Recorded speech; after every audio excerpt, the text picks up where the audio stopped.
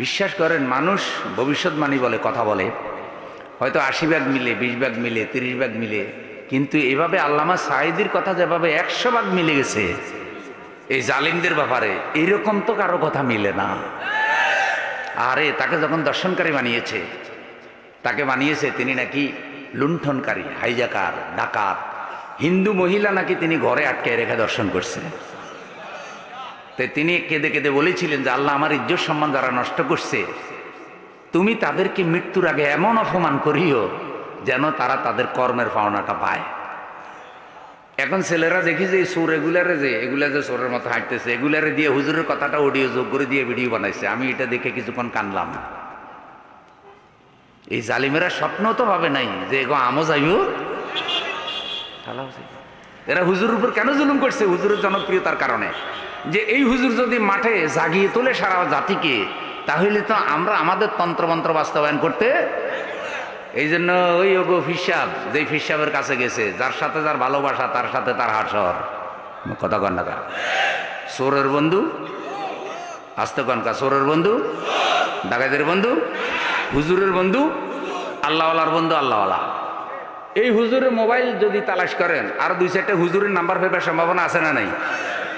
আর যদি সোরের মোবাইল তালাশ করেন, আরো 2টা সোরের নাম্বার পাইবার সম্ভাবনা আছে। তোরা যতই হাজি সাহেব দাগি করুক, ওগো মোবাইল তালাশ করে দেখেন, ওগো মোবাইলের ভিতরে হুজুরের নাম্বার নাই, আছে মুদির নাম্বার, মুতির নাম্বার।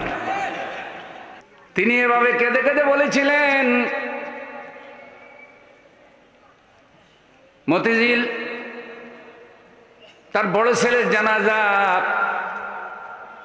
মাওলানা রফিক বিন সাঈদ রাহিমাহুল্লাহ, আল্লাহ তার কবরকে জান্নাত বানিয়ে দিন।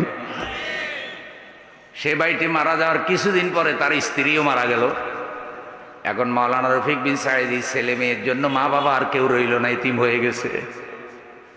কিন্তু তখন আল্লামা সাঈদী জীবিত।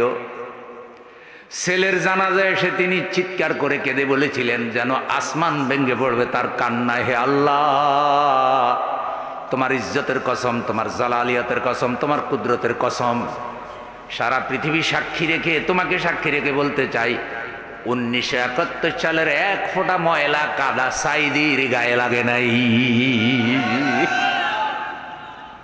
ওরা অভিশাপের নিয়ে টিটকারি করতো, যে অভিশাপ টিটকারি করতো ওরা। শেষ পর্যন্ত আল্লামা সাঈদী তো শহীদের মর্যাদা নিয়ে চলে গেছে। এবং মানুষের অন্তরে আল্লামা সাঈদীর জন্য দোয়া আছে না নাই? যেদিন ইন্তেকাল করলো, মানুষের আবেগ ছিল একটা জানাজা দেবে। ইন্তেকাল তো করে নাই, পরিকল্পিত হত্যা করছে ভাই। এইসব বিচারও আল্লাহ করবে কি করবে না? কি লাভ রে ভাই, 2 দিন পরে তো তুমিও মারা যাইবা, 2 দিন পরে তুমিও কি, তোমারও তার টাইম নাই। তাই অন্যরে মাইরা বেশি ফুর্তি করিও না, 2 দিন পরে আজরাইলে তোমার বাড়িও চিনে। কেন এত জুলুম? এই ক্ষমতা এটার জন্য? এটা কি চিরকাল একজনের কাছে থাকে নাকি? আমরা যে কোরআন হাদিস দিয়ে এত বুঝাইলাম, ফেরাউন নমরুদ কেউ চিরকাল থাকতে পারে নাই না, আমরা যাইতাম না। তো হুজুর যেভাবে চিৎকার করে কেঁদেছেন, সেদিন আমরা হাউমাউ করে কেঁদেছি। যখন হুজুরের মৃত্যুর খবর শুনলাম, আমরা ফিজি হাসপাতালে ঘুরে দৌড়ে গেলাম। বাংলাদেশের নামকরা সকল আলেম বক্তারা গেল, পীর সাহেবরা গেল, কওমি আলেমরা গেল। এমন কোনো আলেম নাই যারা যায় নাই। সবাই মুখের মধ্যে মাস্ক লাগাইয়ে গেছে জালিমের ভয়ে, কারণ জালিমের গোয়েন্দা বাহিনী খালি চেহারা দেখে। এক পীর সাহেব হুজুর গিয়ে কাঁদতেছে আর বলতেছে, ঘরে থাকতে পারলাম না, হুজুরের মৃত্যু সংবাদ শুনে আমরাও তো মারা যাব। কিন্তু আমাদের মনে ইচ্ছা যেন আল্লাহ একটা জানাজা করার সুযোগ দেয়, কিন্তু সেই জানাজাটাও পর্যন্ত করতে দেয় নাই। ভোর রাত্রে কোরআন প্রেমিক জনতা অজু করে অপেক্ষা করতেছে। সবাই বুদ্ধি করলো যে হুজুরের লাশ যদি ফিরোজপুরে নিয়ে যায়, যখন নামাবে অ্যাম্বুলেন্সে উঠাইলে অ্যাম্বুলেন্সে চালাইতে হবে, আমরা 10-12 জন অ্যাম্বুলেন্সের সামনে শুয়ে পড়বো, আর হুজুর আপনি জানাজা শুরু করবেন। সবাই অজু নিয়ে রেডি থাকেন। যে কোনো একজনকে বলছে যে তারপরে 1 মিনিট 2 মিনিটের ভিতরে আমরা জানাজা দেব। তখনও যদি জানাজা দিত 1.5-2 লক্ষ লোক, তখনও জানাজা পড়তো। কিন্তু সেই সুযোগ দেয় নাই, কারণ জানাজা দিলেই তারা বৃষ্টির মতো গুলি করবে। একটা লোকে জানাজা দেওয়ার জন্য মানুষ গুলি খাইয়া কেন মারা যাবে? কি কারণ? এই জুলুম তো ফেরাউন নমরুদেও করে নাই। সে তো মরে গেছে, আপনি কেন তারা জানাজা দিতে দিবেন না?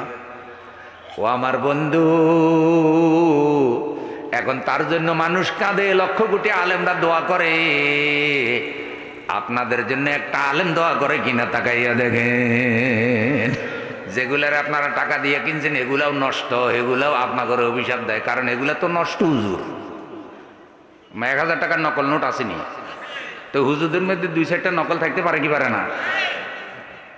এগুলো আসল না ভাই। একজনে মদ খায়, কথা বুঝিয়ে, আরেকজনে গাঁজা খায়, আরেকজনে বিড়ি খায়, 3 জন এক জায়গায় বসছে, ওখানে যদি একটা হুজুরও পয়সা পায় আমার একটু দেন, তো গাঁজা করে কইবে কি রে আমরা খারাপ মানুষ গাঁজা খাইতেছি, হুজুর এটাই কেন আইলো বলি। একজন আমার নিজে বলছে কয় হুজুর আমরা এইসব ফাটি করি টাকা কামাইবার জন্য, ধান্দাবাজি করার জন্য, এগুলো তো সব দুনিয়াবি ফাটি, এগুলোর মধ্যে কোনো ন্যায় নীতি ইনসাফ নাই, সন্ত্রাস সাঁদাবাজ অবিচার জোর জুলুমের ফাটি, দেখেন না নিজের দলের লোক একটা আরেকটারে মারিয়ে ফেলায়, এগুলো সেই ফাটি। কিন্তু হুজুর এগুলাই দলে আইলো কিভাবে, হুজুর এত খারাপ হইলো কেন? তাইলে সোরেও বুঝে দেয় হুজুর এটা কি না ভাই। সোরের লগে যদি কোনো হুজুরে চুরি করে তাইলে সোরেও বুঝবে যে হুজুর এটা কি সোর। আল্লাহ আমাদের সকলকে হেদায়েত নসিব করো, একটু জোরে বলে।